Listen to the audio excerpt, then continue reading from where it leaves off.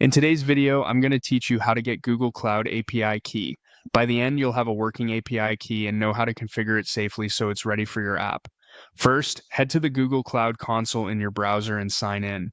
If you work with multiple projects, make sure the correct project is selected at the top. That's where your key will live and where usage will be billed. Once you see the main dashboard, look to the top left and open the menu by clicking the three horizontal lines. From that menu, choose APIs and Services. This is the home for everything related to the APIs your project can use.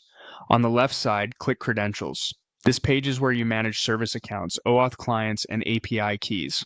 Now click Create Credentials at the top and then choose API key. Google Cloud will generate a new key for you. Treat this key like a secret. Don't share it publicly or commit it to version control.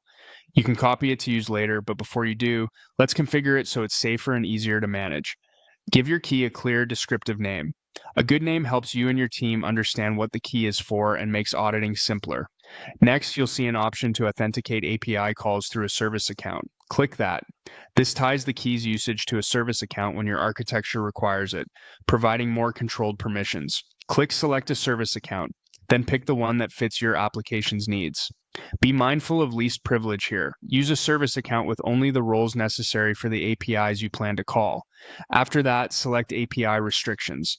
This is an important protection step. Choose only the specific Google APIs your application actually needs, so the key can't be used elsewhere if it's ever exposed. Limiting scope dramatically reduces risk. Then choose Application Restrictions. Here you can lock the key to certain environments, like restricting it to requests from specific website domains, server IP addresses, or mobile app signatures. Pick the restriction type that matches where your app runs and add the allowed origins or addresses as needed. When everything looks good, click Create to save your settings.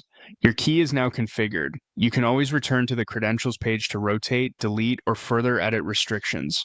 As a final tip, store your key securely using environment variables or a secrets manager and monitor usage in the console.